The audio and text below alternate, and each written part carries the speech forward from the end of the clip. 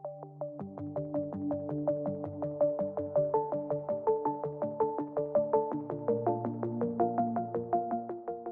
వీడియోలో మనం జనవరి 26వ తారీఖు నుంచి 1వ తారీఖు మధ్యలో జరగబోయే వార ఫలాలు మేషరాశి వారికి ఏ విధంగా ఉంటాయి అని తెలుసుకునే ప్రయత్నంలో మరి ఈ వార ప్రారంభంలోనే రాశ్యాధిపతి కుజుడు వక్ర గమనంలో తృతీయ స్థానంలోకి రావడం జరిగింది. ఈ తృతీయ స్థానంలో ఉన్నటువంటి కుజగ్రహ ప్రభావం వల్ల జాతకుడు తన యొక్క స్వయం కృషితో ఎవరి సహకారం లేకుండా ధైర్యంగా సాహసంతో తన యొక్క కార్యక్రమాలు నిర్వర్తించే అవకాశం ఉంటుంది. ఇది ఎక్కువగా స్వతంత్ర వృత్తుల్లో ప్రవేశిద్దాం అనుకున్న వాళ్ళకి, క్రీడారంగంలో పోలీస్ డిపార్ట్మెంట్లో ప్రవేశిద్దాం అనుకున్న వారికి ఈ గ్రహస్థితి చాలా అనుకూలంగా కాంపిటేటివ్గా ఉండడం జరుగుతుంది. ఈ సమయంలో మీరు ఎటువంటి ప్రయత్నం చేసినా అటు పోటీ పరీక్షల్లో కానీ ఇంటర్వ్యూలో కానీ విజయం సాధించే అవకాశం ఉంది. గతంలో మీరు ప్రయత్నం చేసి దాంట్లో విఫలమై ఉన్నటువంటి ఎటువంటి పరీక్షలోనైనా తిరిగి విజయం పొందే విధంగా ఈ గ్రహస్థితి మీకు అనుకూలించడం జరుగుతూ ఉంటుంది. అయితే తృతీయంలో ఉన్నటువంటి కుజుడు 6వ స్థానాన్ని వీక్షించడం వల్ల రుణాల నుంచి బయటపడే ప్రయత్నం చేస్తారు. దీర్ఘకాలిక అనారోగ్య సమస్యలతో ఉన్న వాళ్ళు ఎవరన్నా ఉంటే వాళ్ళు సరైనటువంటి వైద్య విధానం ద్వారా లేదా సర్జరీ ద్వారా వాళ్ళలో ఉన్నటువంటి వ్యాధిని నివారించే ప్రయత్నం కూడా జరుగుతూ ఉంటుంది. అలాగే భాగ్యస్థానాన్ని వీక్షించడం వల్ల ఎవరైతే దూర ప్రాంత ప్రయాణం కొరకు కానీ దూర ప్రాంతంలో ఉన్నటువంటి పుణ్యక్షేత్రాలు దర్శించే ప్రయత్నంలో ఇటువంటి ప్రయత్నాలు నెరవేరే అవకాశం ఉంది. మొత్తం మీద జాతకుడు ఎక్కువగా ప్రయాణాలు చేస్తుంటాడు. ప్రయాణాల్లో చాలా వరకు ఎటువంటి ఇబ్బందులు లేకుండా సక్సెస్ఫుల్గా ముందుకెళ్ళే అవకాశాలు ఎక్కువగా రావడం జరుగుతుంటుంది. మొత్తం మీద ఈ వారం అంతా కూడా ఈ రాశి వారికి కుజుడు అత్యంత బలవంతుడై తృతీయ స్థానంలో ఉండడం వలన చేపట్టిన కార్యక్రమాల్లో చాలా వరకు విజయ అవకాశాలు రావడం జరుగుతూ ఉంటుంది. అయితే వక్ర గమనం వల్ల చాలా వరకు ఏదైనా దీర్ఘకాలిక ప్రయోజనాల కొరకు చేస్తున్నవారు 1-2 సార్లు ప్రయత్నం చేస్తే తప్ప ఆ వర్క్ సక్సెస్ అయ్యే అవకాశం లేదు. ఫెయిల్యూర్కి భయపడకుండా సక్సెస్ వైపు ముందుకెళ్తే విజయ అవకాశాలు చాలా బలంగా ఉండడం జరుగుతూ ఉంటుంది.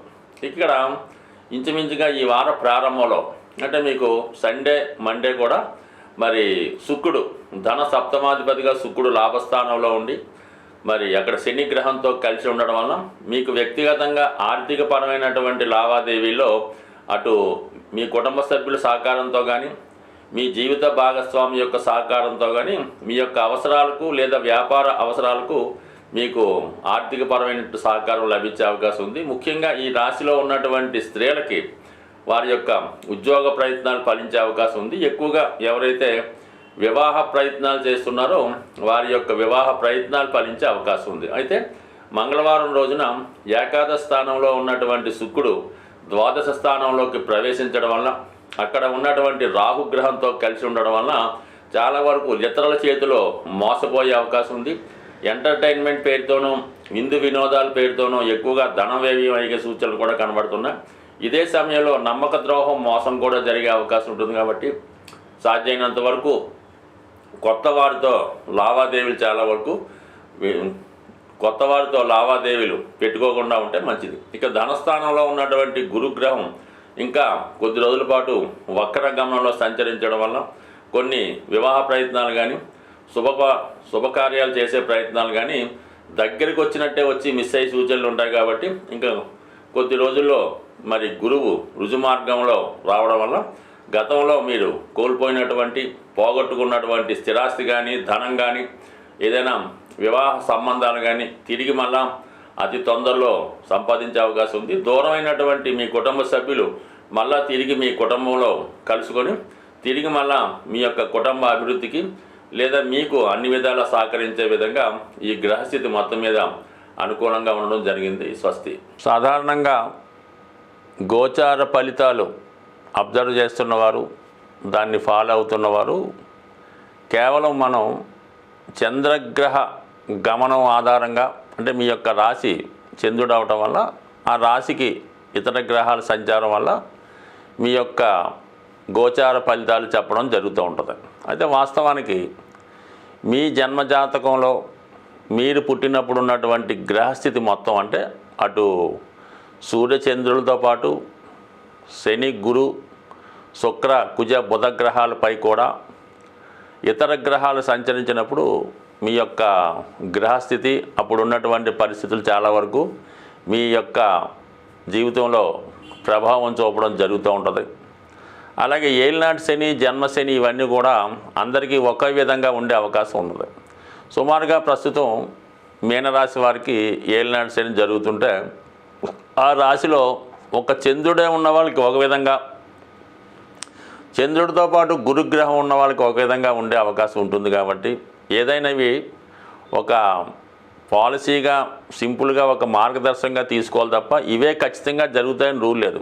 చంద్రుని బట్టి, రవిని బట్టి, లగ్నాన్ని బట్టి, గురువుని బట్టి కూడా గోచార ఫలితాలు ఉంటాయి. కాబట్టి మరి ఎవరన్నా దీర్ఘకాలిక సమస్యలతో ఉన్నవాళ్ళు, ప్రస్తుతం ఉన్నటువంటి పరిస్థితులకి ఎదురెదలేక ఇబ్బంది పడుతున్నవారు స్వయంగా మీ యొక్క వ్యక్తిగత జాతకాన్ని పరిశీలించుకొని అప్పుడు జరుగుతున్నటువంటి దశ అంతర్దశలకి బట్టి ఈ గోచారం కూడా సపోర్ట్ చేస్తూ ఆ ఫలితాలు నిర్ణయించుకొని ఏదైనా దోషాలు ఉంటే ఆ గ్రహానికి సంబంధించినటువంటి పరిహారాలు చేసుకొని ఒక దైవ మార్గం, అంటే ముఖ్యంగా ఈ పరిహారాలు కూడా ఏదో జపాలు చేయడం వల్ల, దానాలు చేయడం వల్ల, ఉంగరాలు పెట్టుకోవడం వల్ల పెద్దగా ఏమీ ఉపయోగం ఉండదు. అంటే ఎవరికి వారు దైవారాధన వల్ల అయితేనే, స్వయం కృషి వల్ల అయితేనే వ్యక్తిగతంగా మీ జాతకంలో ఉన్నటువంటి దోషానికి మీరు పరిహారం చేసుకుంటే అది ఫలితం వస్తుంది తప్ప ఏదో డబ్బులు కట్టేసి పూజలు చేయించాం,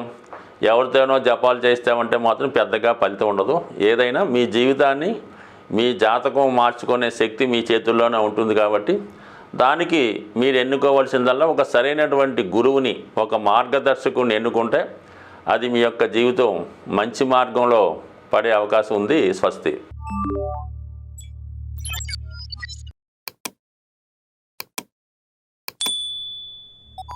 you